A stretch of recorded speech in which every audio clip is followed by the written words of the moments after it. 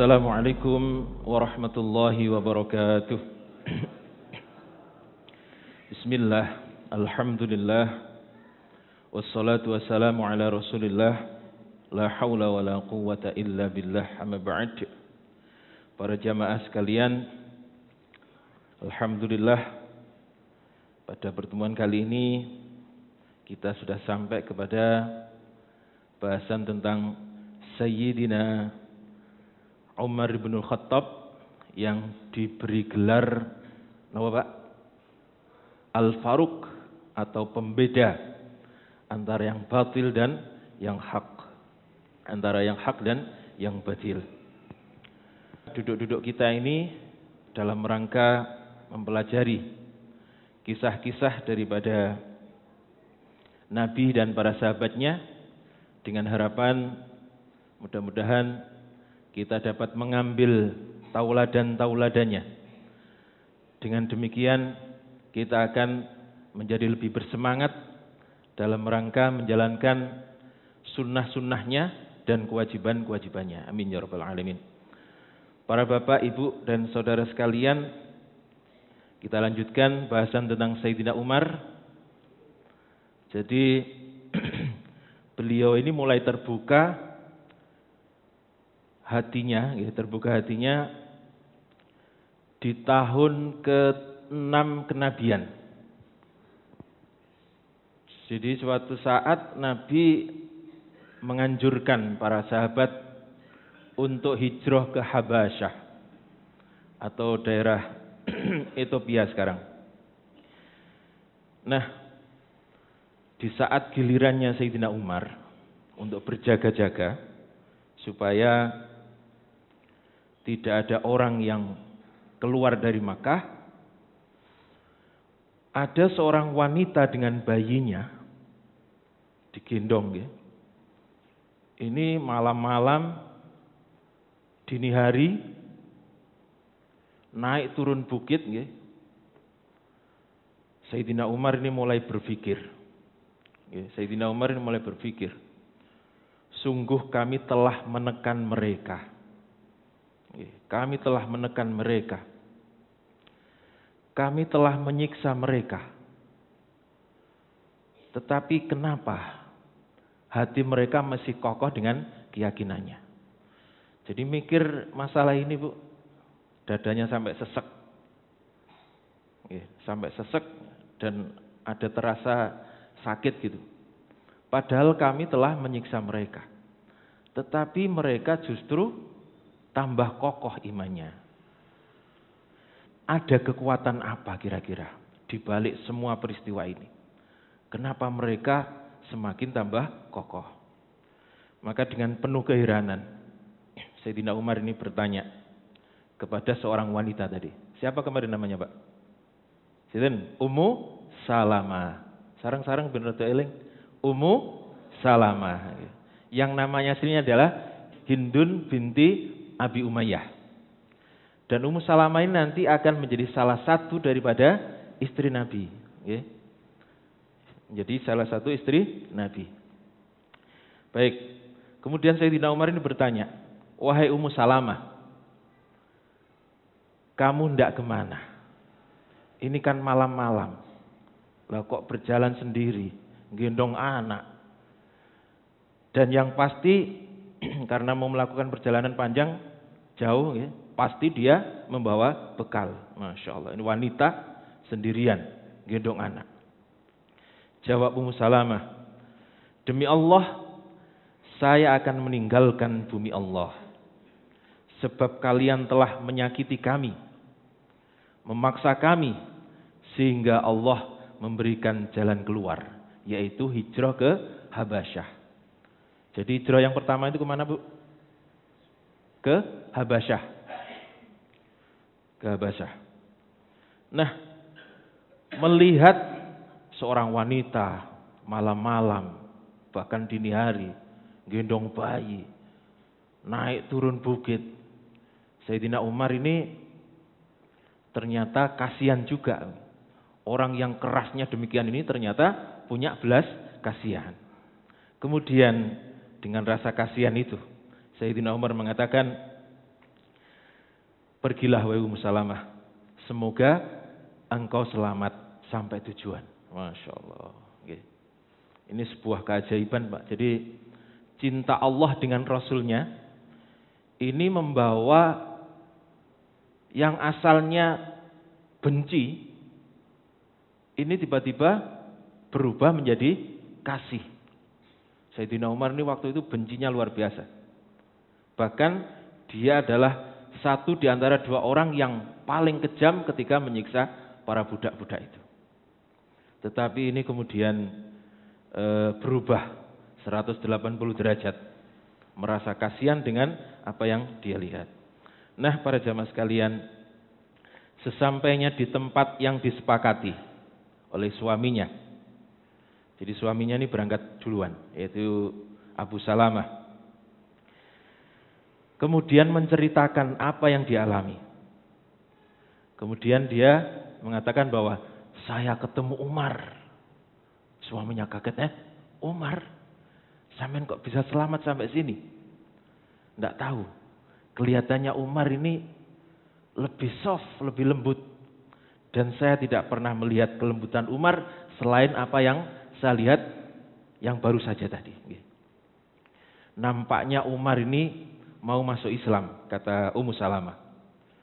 Nah, Abu Salamah mendengar kata-kata itu kemudian mengatakan, sungguh Umar tidak akan pernah masuk Islam kecuali keledai Khattab. Sinten Khattab? Bapaknya Umar ini. Kecuali keledai Khattab itu masuk Islam, baru Umar masuk Islam. Saking tidak mungkinnya. Mosok ana keledai mlebu Islam, Bu? Mboten wonten to nggih. Saking tidak mungkinnya nggih. Umar masuk Islam. Masya Allah. Nah, para jamaah sekalian, melihat keadaan yang demikian itu nggih, di budak-budak atau orang-orang yang lemah itu disiksa oleh Abu Jahal, kemudian Umar dan tokoh-tokoh Quraisy lainnya. Nabi kemudian berdoa kepada Allah dengan penuh cinta, Allahumma a'izzal Islam bi ahadil amraini. Allahumma a'izzal Islam bi ahadil amraini. Wahai Allah, muliakan Islam dengan salah satu daripada dua Umar. Muliakanlah Islam ini dengan salah satu dua Umar yang engkau cintai. Kira-kira siapa, Bu? Andaikan kita ini belum tahu siapa yang nanti yang masuk Islam. Siapa? Sayyidina Umar. Umar bin Khattab. Alasannya apa kira-kira? Kemarin kan sudah saya sampaikan alasan keduanya ini. Alasannya yang satu itu, yaitu Amr bin Hisham itu masalah kesombongan. Dulu sukuku juga bisa demikian. Kalau Bani Hashim bisa melayani para jamaah haji, kami juga bisa.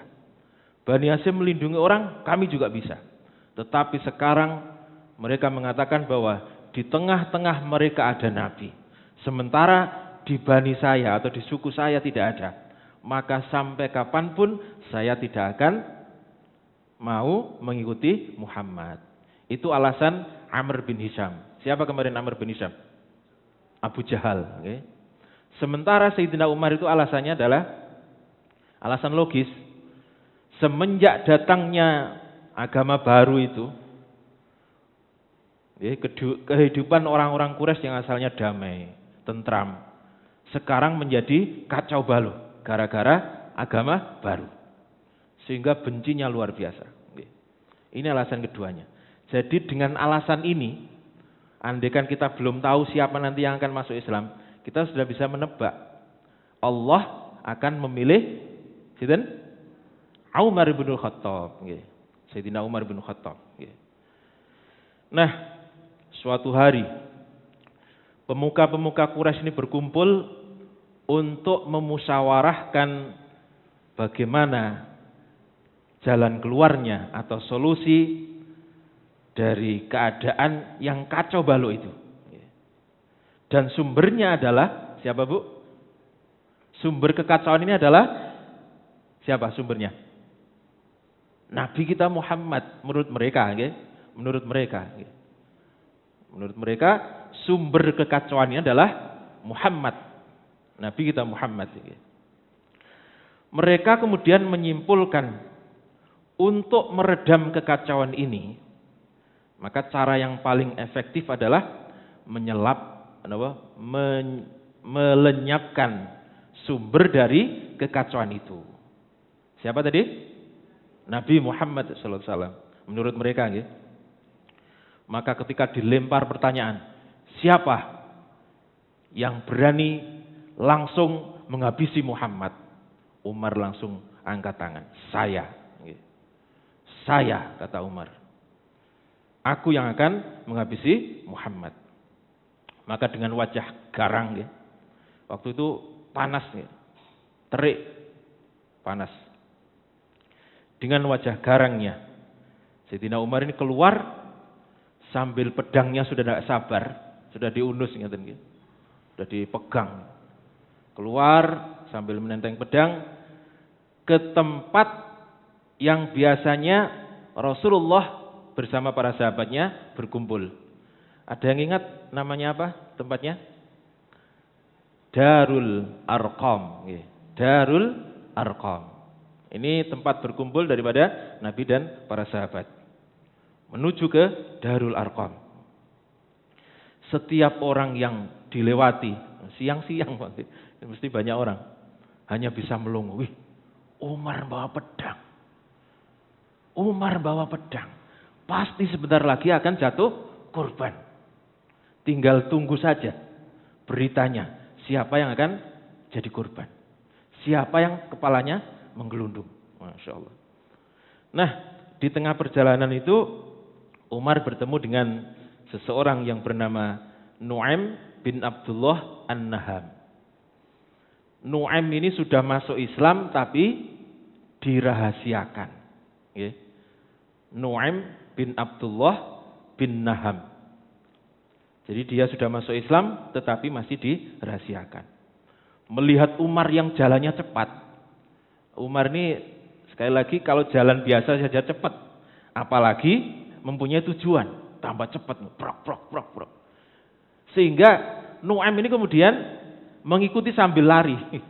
Sambil lari di belakangnya. Kemudian Nu'aim ini punya firasat yang tidak baik. Dan dia kemudian bertanya kepada Umar, wahai Umar, hendak kemana kau? Umar menjawab, aku menginginkan orang murtad itu, yaitu orang yang telah mencerai-beraikan urusan orang Quraisy, yang telah menghancurkan mimpi-mimpi mereka, yang telah mencela agama mereka, dan telah menghujat Tuhan-Tuhan mereka, Tuhan-Tuhan orang Quraisy. Jadi aku menginginkan orang murtad itu. Siapa? Nabi Muhammad. Menurut Umar, Nabi Muhammad orang murtad karena keluar dari agama. Sambil berlari-lari di belakang Sayyidina Umar ini, Nu'aim mengatakan, alangkah buruknya langkahmu itu wahai Umar. Apakah engkau menginginkan kehancuran sukumu? Jika engkau membunuh Muhammad, apa kau kira Bani Hashim dan Bani Muthalib akan tinggal diam? Mereka pasti akan menuntut balas. Bahkan tidak hanya kepadamu, tetapi kepada sukumu atau kepada banimu itu. Maka kemudian Sayyidina Umar ini masih terus lari, jalan cepat. Sambil mengatakan, sungguh aku mengira engkau sudah murtad wahai Nu'aim. Andaikan saya tahu itu, maka kamu duluan yang saya akan penggal kepalanya. Untungnya dia belum tahu. Tetapi dia mengatakan, Sayyidina Umar mengatakan, sungguh saya mengira engkau telah murtad. Dan andaikan tahu itu, nah ini bukti real itu harus ada, Bu. Bukti real harus ada. Andaikan saya tahu bahwa kamu telah murtad, maka yang akan saya penggal adalah kamu duluan. Masya Allah. Nah, melihat Sayyidina Umar ini tidak akan berhenti dengan rayuan daripada Nu'aim ini. Maka Nu'aim ini kemudian mengalihkan perhatian Sayyidina Umar dengan mengatakan, "Wahai Umar, engkau menginginkan memadamkan api, tetapi justru di rumahmu sendiri terjadi kebakaran." Apa yang dia maksud, Bu? Apa kira-kira? Adiknya, adiknya sudah masuk Islam. Masya Allah.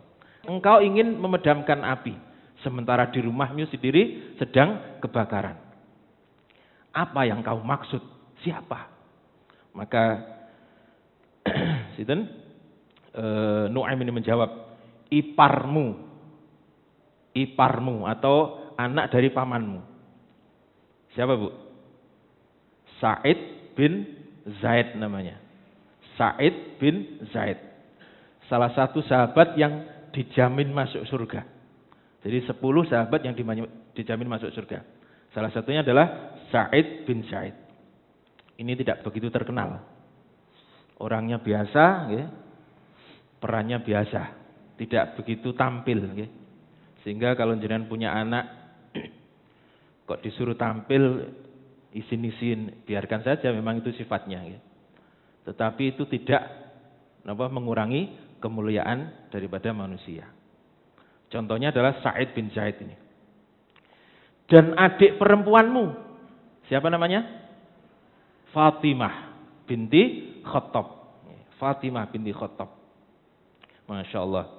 Jadi mengapa Nu'aim ini sampai membocorkan rahasia keduanya? Kira-kira apa jawabannya? Padahal dua orang ini Islamnya juga dirahasiakan. Jangan sampai ada yang tahu. Apalagi kakaknya tahu. Wah, sangat berbahaya. Sebab tidak ada cara lain untuk melindungi Rasulullah kecuali dengan jalan itu. Jadi dengan membelokkan Umar ke rumah adiknya, itu nanti Nu'aim ini nanti akan berlari menuju ke Darul Arqam untuk memberitahu Nabi. Untuk memberitahu Nabi. Jadi Umar belok, dia langsung lari ke Darul Arqam. Ini yang dimaksud oleh Nu'aim bin Abdullah ini. Jadi siapa yang jadi korban? Sa'id bin Zaid dan Fatimah binti Khattab. Ini jadi korban untuk menyelamatkan Nabi. Dengan anggapan bahwa walaupun sebenci apapun kalau sama adik sendiri ya tidak mungkin dibunuh, kira-kira begitu.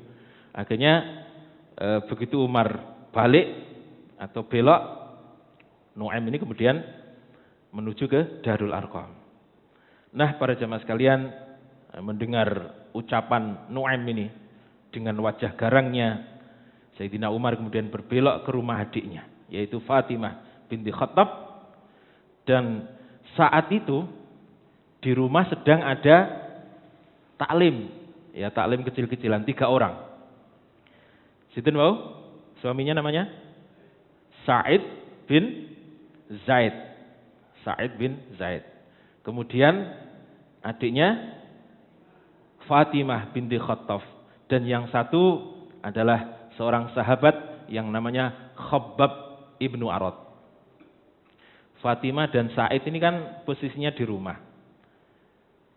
Dia jarang-jarang atau bahkan tidak pernah ke Darul Arqam. Jadi ada orang yang bertugas untuk riwariwi, menyampaikan ajaran-ajaran Islam. Dan pada saat itu Khabbab ini sedang menyampaikan surat yang baru turun, surat yang baru turun kepada 2 orang ini. Jadi 3 orang di dalam. Tiba-tiba terdengar suara langkah, bok, bok, bok, sudah terdengar. Dengar suaranya sudah bisa menduga. Ini pasti Umar. Apalagi ketika sampai kemudian dodok pintu. Jadi orang Arab itu kalau dodok pintu, tidak seperti kita pelan-pelan, dok, dok, dok, dok. Jangan tinggali film-film sejarah Islam itu. Kalau dodok pintu, bok, bok, bok, bok. Temen keras ya. Mendengar suara langkah, kemudian dodok pintu. Untuk memastikan, Sa'id bin Zaid mengatakan, siapa di luar? Ibnul Khattab. Langsung disentak. Ibnul Khattab. Langsung disentak. Mendengar suara itu, Khabbab ini langsung ketakutan masuk di bawahnya tempat tidur, di bawahnya Ambin. Masya Allah. Sementara Fatimah, kulit yang di bawah itu, ya ada tulisannya Quran itu kemudian langsung disembunyikan di dalam bajunya. Dan yang membuka pintu adalah Sa'id bin Zaid. Masya Allah. Begitu pintu dibuka, Sayyidina Umar langsung tanya, "Madza qara'tum?" Apa yang kamu baca tadi? Apa yang kamu baca tadi? Dijawab oleh Sa'id bin Zaid, "La syai'." Saya tidak baca apa-apa. Kami tidak baca apa-apa. Kira-kira percaya mboten? Mboten nggih. Wong sudah kedengaran geremeng-geremeng gitu nggih. Jadi dari luar sudah kedengaran awasan. Padahal ini cara bacanya sudah di pelan-pelan, diperpelan supaya tidak kedengaran sampai luar. Tetapi Sayyidina Umar masih bisa mendengar apa yang mereka baca. Tapi tidak jelas nggih. Apa yang kamu baca tadi? La syai', kata Said. Masya Allah. Begitu mendengar jawaban yang tidak memuaskan, maka dalam sekali gebrakan saja, Sa'id bin Zaid ini sudah jatuh dan posisi Sayyidina Umar di atas, dengkulnya ini, lututnya ini sudah berada di napa niki? Dagu nggih. Wis dikunci rapat nih. Di smackdown nih. Smackdown. Masya Allah. Melihat itu semua, nggih, melihat itu semua, Fatimah ini kemudian berusaha mendorong kakaknya itu, didorong sekuat tenaga. Tapi Umar besar, adik kuat, gak mempan, sambil mengatakan, "Wahai putra Khattab, apa yang kau lakukan kepada suamiku? Apakah engkau akan membunuh kami berdua gara-gara kami mengikuti agama Muhammad?" Masya Allah. Mendengar nama yang paling dibenci ini, agama Muhammad, Umar semakin beringas dan wajahnya langsung dipukul wajah istrinya. Blak. Langsung berdarah. Langsung berdarah sininya. Mulai putih ini, ujung bibirnya langsung berdarah. Masya Allah. Nah, ketika berdarah itulah kemudian Fatimah binti Khattab ini mengatakan, "Wahai musuh Allah, apakah kau memukulku hanya karena aku beriman kepada Allah?" "Iya," sambil nyentak gitu. Sayyidina Umar kan memang begitu, nyentak. "Iya." Maka Fatimah kemudian mengatakan, "Jika engkau ingin menamparku lagi, silahkan kau laksanakan. Dan aku bersaksi bahwasanya tiada Tuhan selain Allah, dan aku bersaksi bahwa Muhammad adalah utusan Allah. Kami telah masuk Islam meskipun engkau enggan." Nah, para jamaah sekalian, mendengar ucapan adiknya ini, Umar kembali berpikir seperti yang ketika beliau ketemu dengan Ummu Salamah. Lagi-lagi, kekuatan apa yang ada di balik mereka? Kenapa adikku yang dulu sangat lembut kepadaku, tiba-tiba sangat berani kepadaku?